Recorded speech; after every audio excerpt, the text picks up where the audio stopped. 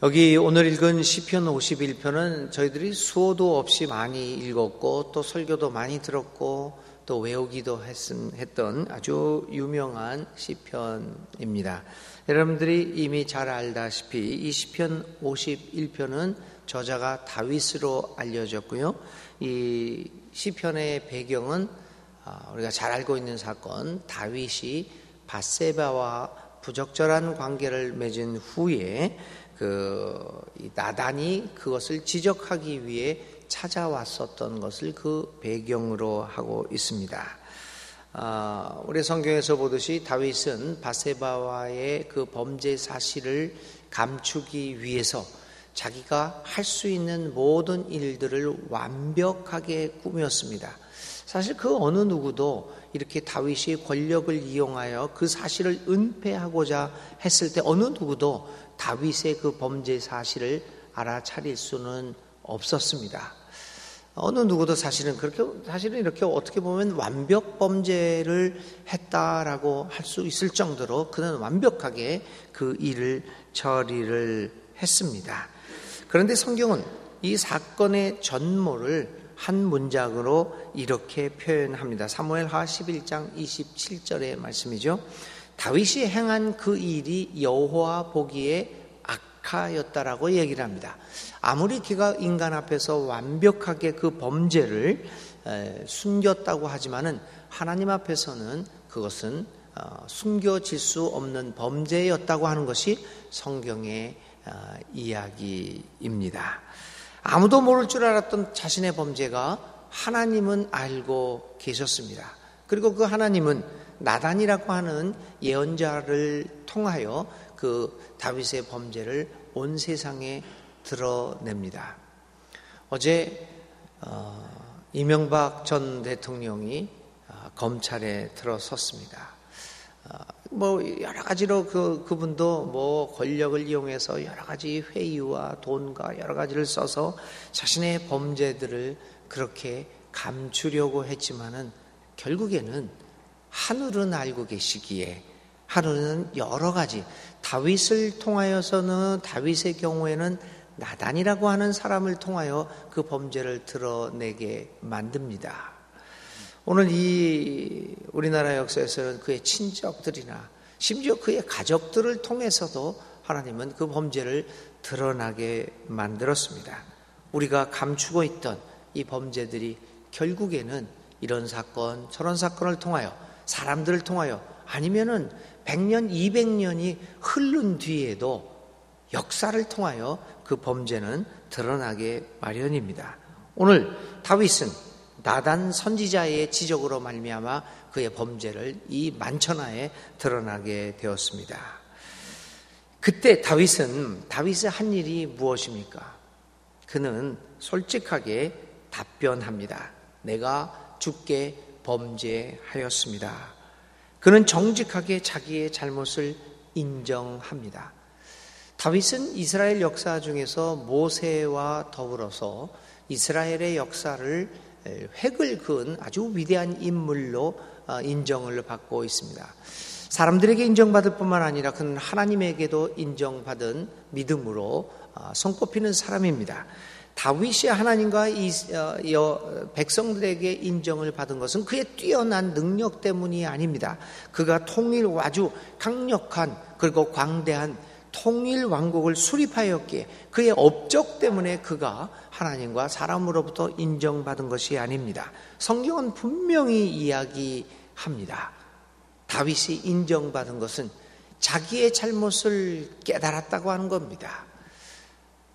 근데 이게 이렇게 나단이 얘기하고 그럴 때 다윗은 착 깨달았다. 그게 쉬운 일 같지만 사실 그거 나의 잘못을 인정하는 것만큼 세상에 어려운 것이 어디 있겠습니까?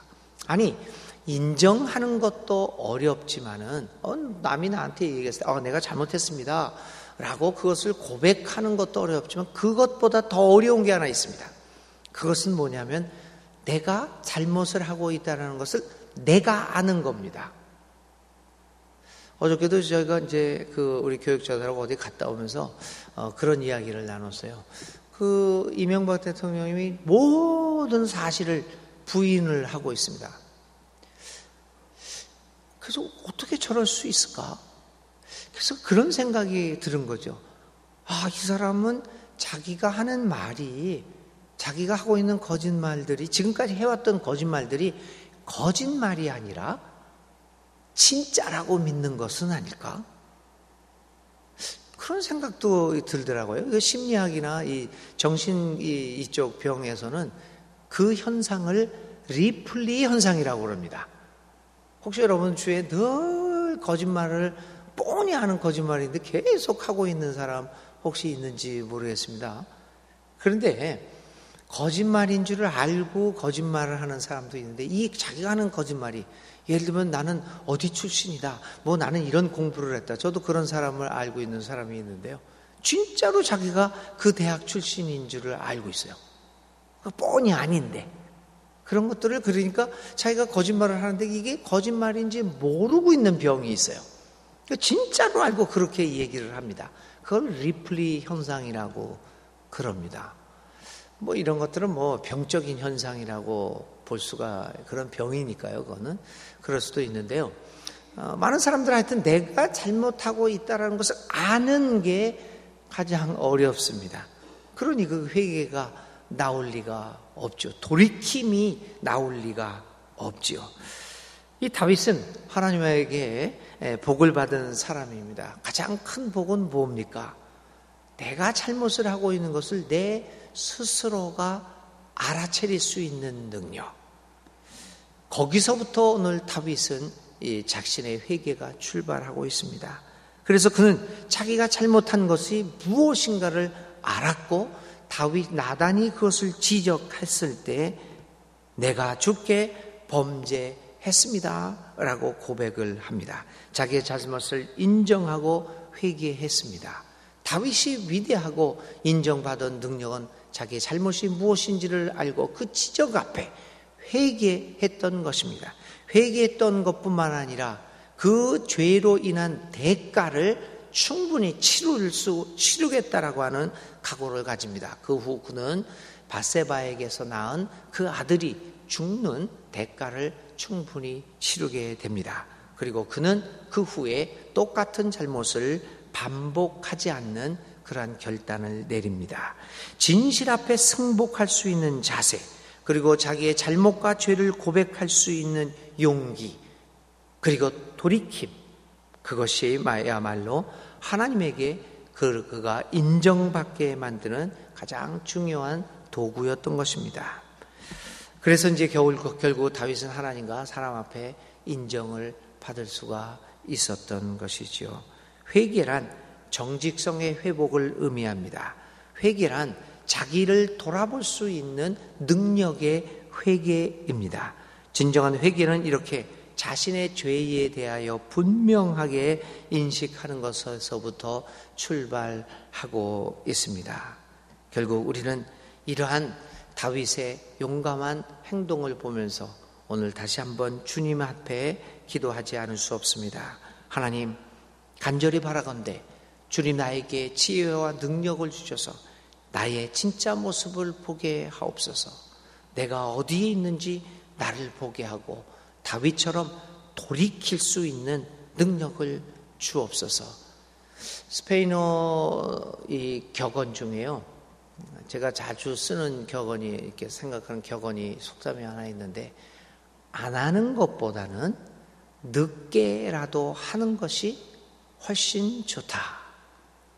안 하는 것보다 늦게라도 하는 게 훨씬 좋다. 그렇습니다, 여러분.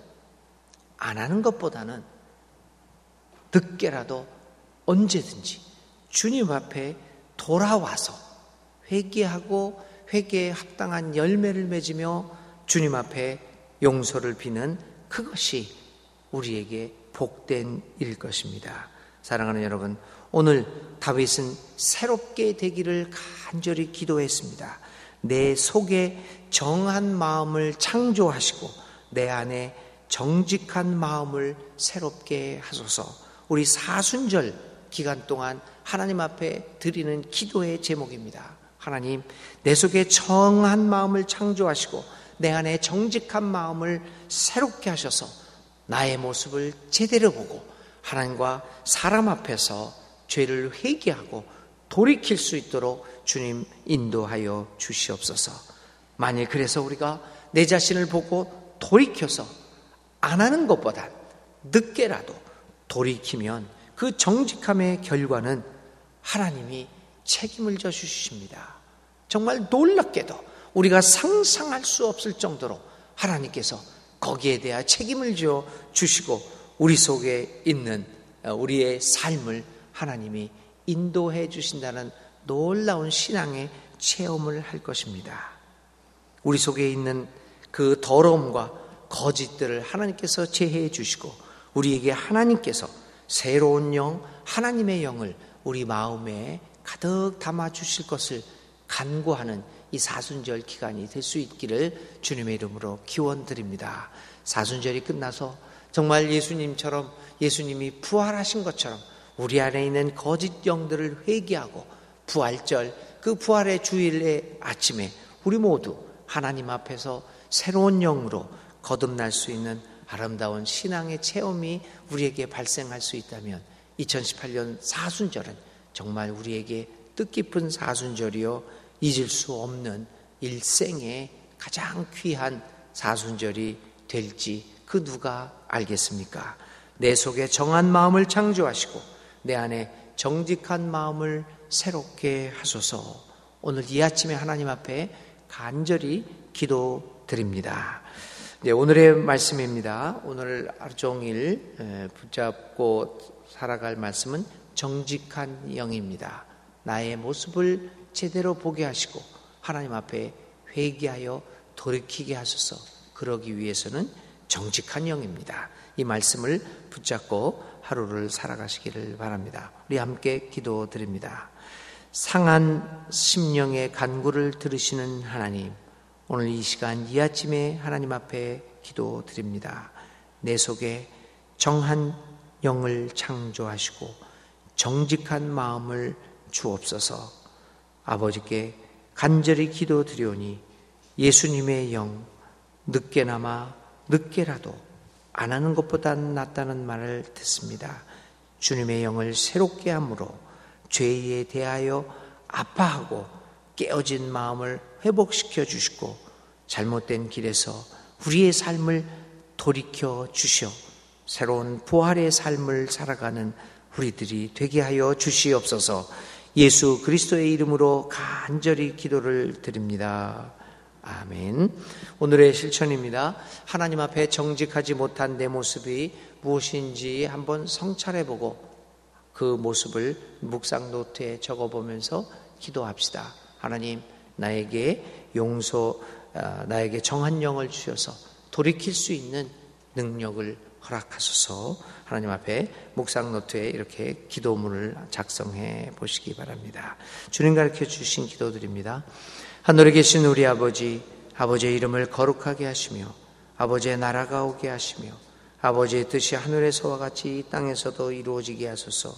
오늘 우리에게 일용할 양식을 주시고 우리가 우리에게 잘못한 사람을 용서하여 준 것 같이 우리 죄를 용서하여 주시고 우리를 시험에 빠지지 않게 하시고 악에서 구하소서. 나라와 권능과 영광이 영원히 아버지의 것입니다. 아멘.